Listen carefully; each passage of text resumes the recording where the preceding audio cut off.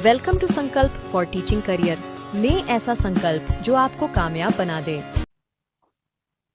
Hello and welcome to our another video, जिसमें आज हम पढ़ने जा रहे हैं भूगोल के 5वें अध्याय प्राकृतिक वनस्पति का सेकंड पार्ट।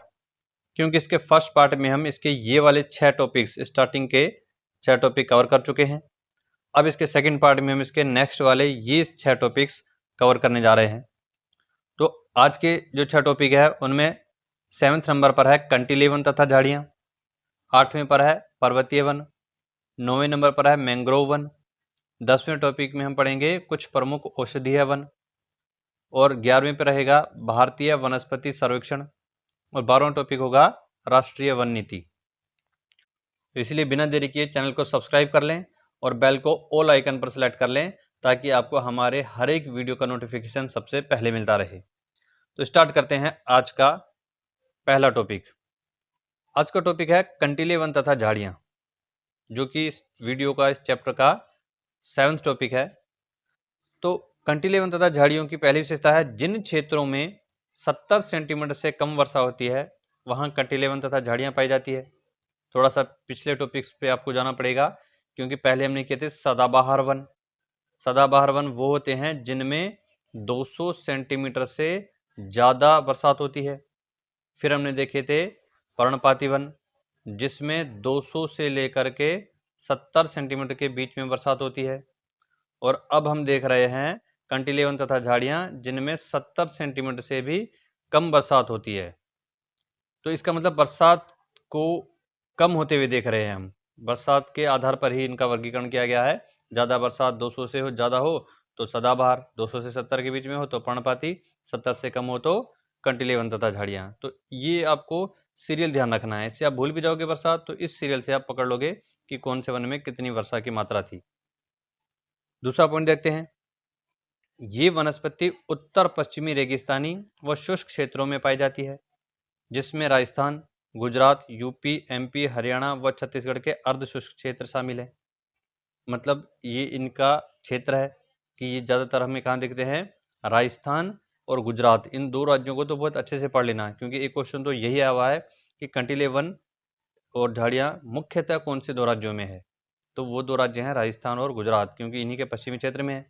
बाकी थोड़ा थोड़ा ऐसा यूपी, एमपी, हरियाणा और छत्तीसगढ़ में भी है, तो इनको भी ध्यान रखना है।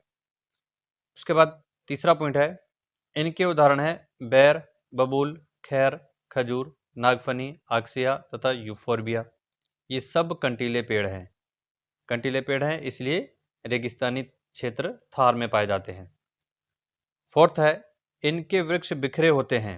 ये एनसीईआरटी में कही गई बात है और यही क्वेश्चन बना हुआ है कि भारत में पाए जाने वाले विभिन्न प्रकार के वनों में किस वनस्पति के वृक्ष बिखरे होते हैं। तो वो हैं कंटीले वन तथा झाड़ियाँ।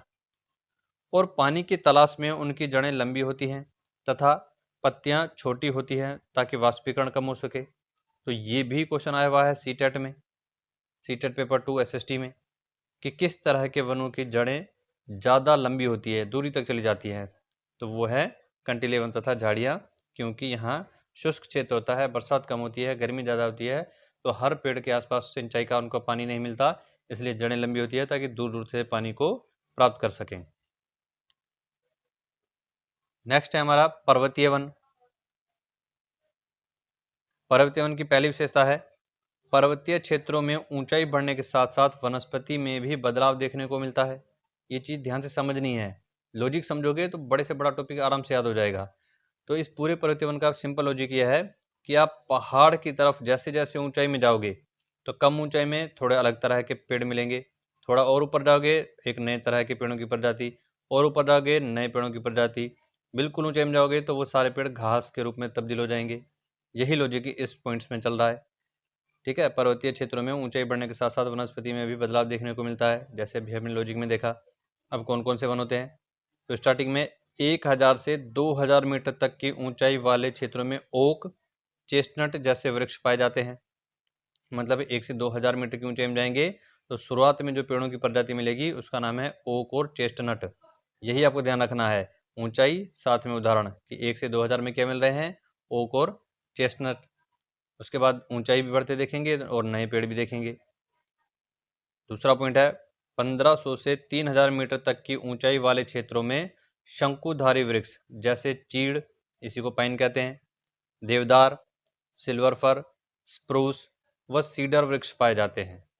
मतलब 3000 के आसपास जब जाएंगे, पहले हमने देखे थे 2000 मीटर ऊंचाई में, अब देख रहे हैं 3000 मीटर ऊंचाई में। तो 3000 मीटर ऊंचाई में जाएंगे तो वहाँ मिलते हैं चीड़ के पेड़, देवदार, सिल्वर फर, स्प्रूस और सीडर। ये नई तरह की प्रजाति है। ऊंचाई बढ़ने के साथ ही आ गई। अब ऊंचाई और बढ़ती है, देखो 3600 मीटर से अधिक ऊंचाई पर अल्पाइन वनस्पति जैसे पाइन, बर्च व जूनिपर वृक्ष पाए जाते हैं। मतलब तीसरा चरण आ गया। 36 मीटर ऊंचाई पर जाएंगे तो फिर नए तरह के जो पेड़ देखते हैं वो हैं पाइन, बर्च और जूनिपर। तो आपको ऐसे ऊंचाई के हिसाब से ही नाम ध्यान रखने हैं, क्योंकि वहाँ ऊंचाई के साथ भी क्वेश्चन पूछा जाता है। फिर और ऊपर जाते हैं। हिम रेखा के निकट जाते जाते इनकी ऊंचाई कम होती जाती है और अंत में यह अल्पाइन घास में विलीन हो जाते हैं, जिसका प्रयोग गुज्जर बकरवाल चराई के लिए करते हैं। मतलब बहुत ऊंचाई में जाएंगे तो वहाँ पर ये बड़े वृक्ष जो हैं कम ऊंचाई की घासों में तब्दील हो जाएंगे, और उस घास का नाम है अल्पाइन घास।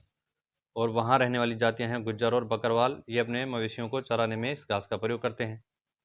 तो इस तरह से हमने देखा पूरे टॉपिक में ऊंचाई के साथ नए नए पेड़ मिले, और पूरे इसी लॉजिक में पूरा टॉपिक कंप्लीट हो गया। लास्ट में बस कुछ उदाहरण है कि इसमें कौन कौन से जानवर पाए जाते हैं। पांचवा पॉइंट है, इनमें कश्मीरी महामृग, चित्रा हिरण, तिब्बती बारहसिंगा, हिम तेंदुआ, आइबेक्स व लाल पांडा पाए जाते हैं। तो ये सारे आपको उदाहरण याद रखने हैं। कश्मीरी महामृग ये हिरण है, चित्रा भी हिरण है, तिब्बती बारहसिंगा है, अलग जीव है, हिम तेंदुआ अलग है, आइबेक्स अलग है, और लाल पांडा। ये सारे के सारे जीव हमें कहाँ देखने को मिलते हैं? इसी पर्वतीय क्षेत्र के इलाके में। उसके बाद नेक्स्ट वन है हमारा मैंग्रोव वन, मतलब दलदलीय वन। पहला पॉइंट है, ये वन ज्वार भाटा वाले तटीय क्षेत्रों में पाए जाते हैं, इसलिए इन्हें ज्वारीय वन भी कहते हैं, जिनकी जड़ें जल में डूबी होती है। तो ये तटीय क्षेत्र समुद्र किनारे पाए जाते हैं, तो इसलिए एक नाम इनका ज्वारीय वन भी है। इसके और भी कई नाम हैं। इनको अनूप वन भी कहते हैं, वेलांचली वन भी कहते हैं, ज्वारीय वन भी कहते हैं, दलदलीय वन भी कहते हैं। तो ये सब नाम ध्यान रखने हैं आपको। दूसरा पॉइंट है, ये वन गंगा, ब्रह्मपुत्र, महानदी, गोदावरी, कृष्णा, कावेरी नदियों के डेल्टाई भागों में मिलते हैं। यहाँ रॉयल बंगाल टाइगर भी पाए जाते हैं। ज़्यादातर नदियों के डेल्टाई क्षेत्र में मिलते हैं, और यहाँ पाया जाने वाला प्रमुख जीव है रॉयल बंगाल टाइगर। इनके उदाहरण हैं, मतलब इसमें जो पेड़ मिलते हैं उनमें एक है सुंदरी, ताड़, नारियल, केवड़ा व एंगार वृक्ष। तो ये प्रमुख मैंग्रोव वनस्पतियां हैं। बढ़ते हैं नेक्स्ट टॉपिक की तरफ, 10वां टॉपिक। तो 10वां टॉपिक है कुछ प्रमुख औषधीय पौधे। पहला है सर्पगंधा। तो इसकी पहली विशेषता यह है कि यह केवल भारत में पाया जाता है, और दूसरी विशेषता है रक्तचाप का निदान करता है। दोनों में कोई भी चीज़ पूछी जा सकती है क्वेश्चन में। दूसरा है कचनार वृक्ष। तो यह फोड़ा यानी अल्सर व दमा का निदान करता है, तो दो बीमारियों में काम आता है, दोनों ध्यान रखनी है। तीसरा है अर्जुन वृक्ष, यह कान दर्द का निदान करता है, तो ये इसकी विशेषता ध्यान रखनी है। उसके बाद फोर्थ है जामुन। इसका बीज पाउडर मधुमेह यानी शुगर रोग का निदान करता है, तो ये ध्यान रखना है। शुगर के लिए कौन सा वृक्ष फायदेमंद है? जामुन। नेक्स्ट है नीम। ये जैव व जीवाणु रोग प्रतिरोधक है, शॉर्ट में ध्यान रखना, रोग प्रतिरोधक क्षमता को बढ़ाता है नीम। और तुलसी, यह सर्दी, खांसी, जुकाम का निदान करता है। तो ये कुछ ऐसे वृक्ष हैं जिनके अपने ही गुण हैं, वो गुण आपको ध्यान रखने हैं। किसी भी गुण से क्वेश्चन बन के आ सकता है। बढ़ते हैं नेक्स्ट 11वें टॉपिक की तरफ। 11वां टॉपिक है भारतीय वनस्पति सर्वेक्षण संस्थान। तो मतलब भारत में वनस्पति सर्वेक्षण कब शुरू हुआ? हिस्टोरिकल बैकग्राउंड से शुरू करते हैं। इसकी स्थापना 13 फरवरी 1890 में सर जॉर्ज किंग द्वारा की गई थी। फिर 1954 में इसका पुनर्गठन किया गया। तो मतलब इतिहास में पहली बार इसको 1890 में ही स्टार्ट किया गया था भारत में वनों के सर्वेक्षण को। किसने? सर जॉर्ज किंग ने किया था। लेकिन आज़ादी के बाद फिर 1954 में हमारी सरकार ने इसका पुनर्गठन किया कि अब हमारी सरकार भी इस काम को देखेगी। उसके बाद 1987 से ये संस्थान हर 2 वर्षों में भारत वन स्थिति रिपोर्ट जारी करता है। यह रिपोर्ट देश के वन संसाधनों की वर्तमान स्थिति और उनमें हुए बदलावों के बारे में विस्तृत जानकारी प्रदान करती है। मतलब 87 से इन्होंने काम स्टार्ट किया है कि हर 2 साल में वनों के बारे में एक रिपोर्ट जारी की जाएगी, जिसे भारत वन स्थिति रिपोर्ट कहा जाएगा। और पीछे उसका साल लग जाएगा कि जैसे भारत वन स्थिति रिपोर्ट 1987, भारत वन स्थिति रिपोर्ट 1989, भारत वन स्थिति रिपोर्ट, ऐसे 2-2 साल बढ़ते बढ़ते हर 2 साल की एक रिपोर्ट आती रहेगी। तो उस हिसाब से अब लास्ट जो लेटेस्ट रिपोर्ट आई है वो 2023 में आई है। तीसरा पॉइंट उसी का है। तो भारत वन स्थिति report 2023, India state of forest report 2023। अब इसके बारे में देख लेते हैं ये क्या है। तो ये रिपोर्ट पर्यावरण, वन और जलवायु परिवर्तन मंत्रालय के तहत भारतीय वन सर्वेक्षण, फिर ये FSI की फुल फॉर्म भी पूछी जा सकती है, फॉरेस्ट सर्वे ऑफ इंडिया द्वारा प्रकाशित 18वीं द्विवार्षिक रिपोर्ट है। हर 2 साल में छपती है, लेकिन ये 23 वाली जो है ये कौन से नंबर की है, 18वीं रिपोर्ट है और इसे दिसंबर 2024 में जारी किया गया था। इस रिपोर्ट के अनुसार देश का कुल वन एवं वृक्षावरण क्षेत्र 8.2 लाख वर्ग किलोमीटर है, जो देश के भौगोलिक क्षेत्र का 25.17% है। तो ये रिपोर्ट ये बताती है कि अब हमारे देश में पूरे वृक्ष का जो क्षेत्रफल है, वनों का जो क्षेत्रफल है वो 8.2 लाख है और पूरे देश के क्षेत्रफल का 25.17 है। ये परसेंटेज खास करके ध्यान रखना है, क्वेश्चन ज़्यादा यहाँ से बनता है कि भारत में पूरे भारतीय क्षेत्रफल का कितने प्रतिशत हिस्सा वन है, तो वह है 25.17, जबकि हर देश के लिए सतत पोषणीय विकास के अनुसार टारगेट जो है वो कितना है, 33% क्षेत्र में वन होने ज़रूरी है। तो अभी भी हम इस टारगेट से पीछे हैं। बढ़ते हैं नेक्स्ट 12वें टॉपिक की तरफ। तो 12वां टॉपिक है राष्ट्रीय वन नीति। तो देखते हैं इसके बारे में इतिहास क्या कहता है। तो भारत में पहली राष्ट्रीय वन नीति 1894 में वायसराय लॉर्ड एल्गिन डलहौजी द्वारा लागू की गई थी। मतलब कि वन नीति की पहल वायसराय एल्गिन डलहौजी ने 1894 में ही कर दी थी। फिर आज़ादी के बाद 1952 में पहली बार राष्ट्रीय वन नीति की घोषणा की गई। इसके प्रमुख उद्देश्य इस प्रकार थे। पहला, पहाड़ी क्षेत्रों में 60% एवं मैदानी क्षेत्रों में 20% क्षेत्र पर वन सुनिश्चित करना, ताकि न्यूनतम राष्ट्रीय औसत वन क्षेत्र 33% रहे। मतलब आपको इसमें ध्यान रखना है कि राष्ट्रीय वन नीति एक तो आज़ादी के बाद कब आई, 1952, ये क्वेश्चन बना। दूसरा, इसका प्रमुख उद्देश्य क्या है कि भारत में न्यूनतम राष्ट्रीय औसत वन क्षेत्र 33% रहे। ये मोस्ट इंपॉर्टेंट है। फिर इसमें जोड़ी गई एक बात वो ये है कि इसके लिए हमने पहाड़ी क्षेत्रों में 60% और मैदानी क्षेत्रों में केवल 20% वन क्षेत्र सुनिश्चित किया है। ऐसा इसलिए क्योंकि मैदानी क्षेत्र शहरीकरण के लिए भी चाहिए, कृषि के लिए भी चाहिए, सघन जनसंख्या के लिए भी चाहिए, तो और कामों में भी बहुत इसका यूज़ होता है। इसलिए केवल 20% इसका और पहाड़ी क्षेत्रों का 60%, दोनों को मिला के 33% टारगेट को कवर करना है। तो ये राष्ट्रीय वन नीति है। इसका दूसरा पॉइंट भी है। तो इसका दूसरा पॉइंट है आवश्यकताओं से सामंजस्य बनाए रखते हुए अधिकतम वार्षिक आय प्राप्त करने के लिए वनों का प्रबंधन करना।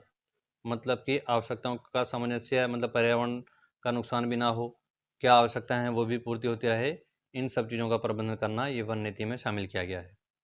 तो ये हुए आज के 6 टॉपिक। यहाँ ये प्राकृतिक वनस्पति चैप्टर भी कंप्लीट होता है। उम्मीद करता हूँ पाठ आपको अच्छे से समझ में आया होगा। अब इस पाठ से बनने वाले, जो आज हमने पढ़ा है, इससे बनने वाले 3 क्वेश्चन आपसे पूछे जाते हैं। देखते हैं आज के टॉपिक में आप कितना समझ पाए। तो आज का पहला क्वेश्चन ये है कि निम्न में से कंटीले वन तथा झाड़ियों के उदाहरण कौन से हैं। ऑप्शन ए सागौन व शीशम, ऑप्शन बी शहतूत या नीम, ऑप्शन सी बेर और बबूल, ऑप्शन डी सुंदरी व ताड़। तो ये सारे एग्जाम्पल हैं, इनमें सही आंसर क्या है वो कमेंट बॉक्स में आप कमेंट करके बताएं। आज का दूसरा क्वेश्चन है शुगर निदान करने वाला वृक्ष है। ऑप्शन ए जामुन, ऑप्शन बी नीम, ऑप्शन सी कचनार, ऑप्शन डी सर्पगंधा। तो इसका आंसर भी कमेंट बॉक्स में कमेंट करें। तीसरा क्वेश्चन ये है कि भारत के कुल क्षेत्रफल का कितने प्रतिशत वन है? Option A 2.4%, option B 17.5%, option C 25.17%, option D 28.5%। तो इसका आंसर भी आपको कमेंट बॉक्स में कमेंट करके बताना है। तो आज के 3 क्वेश्चन कंप्लीट हुए और आज का वीडियो भी यहाँ कंप्लीट होता है। अब आपको इसके प्रीवियस वीडियो का लिंक चाहिए या नेक्स्ट वीडियो का लिंक चाहिए या हमारी अदर वीडियो सीरीज का लिंक चाहिए तो सब आपको डिस्क्रिप्शन में मिलेंगे।